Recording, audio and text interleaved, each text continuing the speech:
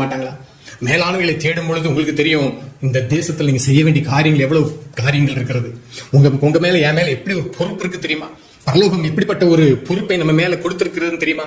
ஆண்டவரை இயேசு கிறிஸ்து நமக்கு கொடுத்திருக்கிற ஒரு பேராணையே நீங்க புறப்பட்டு போய் சகல ஜாதிகளையும் சீஷராக்குங்கள்றாரு.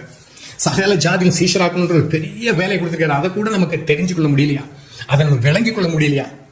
சபைகளிலே சீர்திருத்தம் உண்டாகட்டும். இந்த செய்தியை பார்க்க நீங்க இன்னைக்கு ஆண்டு ஒப்பு கூட ஜோம் ஆண்டவரே, இதுவரைக்கும் நான் இப்படி மண்ணானவைகளையும் வயிற்றுக்கான தேடி என்னை மன்னிங்க.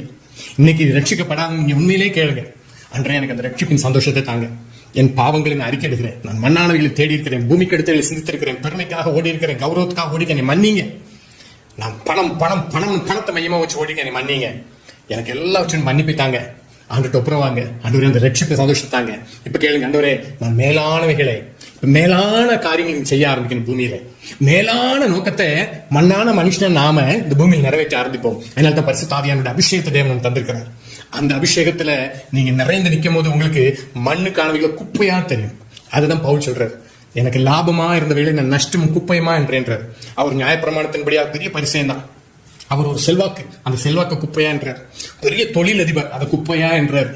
கூடாரம் பின்ற வேலையை செய்ய ஆரம்பிச்சிட்டாரு. போதும், அவருடைய தேவைகள் சந்திக்கப்பட. அடுத்து இவருக்கு என்னெல்லாம் செல்வாக்குகள் இருந்தோ எல்லாத்தையும் குப்பையா என்றார். குப்பை குப்பை. நியாயப்பிரமாணத்தில் அவருக்கு இருந்த அறிவு, கமாலியலின் பாதத்தில் உட்கார்ந்து இருந்தவர்ல எப்படி ஒரு அறிவு இருக்கும் தெரியுமா? அவர் அந்த அறிவை மட்டும் மெயின்டைன் பண்ணியிருந்தாருன்னா அந்த சமூகத்தில் அவர் ஒரு ஸ்ட்ராங்கஸ்ட் பர்சனா இருந்திருப்பார். முக்கிய புள்ளின் வழியா நம்ம இன்னைக்கு நம்ம சபைகள்ல சிலதெல்லாம் ரிப்பன் கட் பண்றதுக்கு வருவாங்க. முக்கிய புள்ளிகள் பெரிய கொட்டா மீசையை வச்சுட்டு பெரிய மோதிரத்தையும் போட்டு தடிக்கு ஒரு பிரேஸ்லெட்டையும் போட்டு கட் பண்ண வருவாங்க. ஏன்னா அவர் தான் முக்கிய புள்ளியா. ஆனா பரலோகம் அவரை படு தரித்திரவாசியா பார்த்துட்டு இருக்கோம். ஆண்ட சமூகத்தில் அவர் ஒரு படு ஆவிக்குரிய தரித்திரவாசியா இருப்பாரு. நீங்க உலகத்துல ஒரு பெரிய காரணம் வந்தா அவரை நீங்க கட்டிங் பண்ண விடுவீங்க. நல்லா கவனிங்க.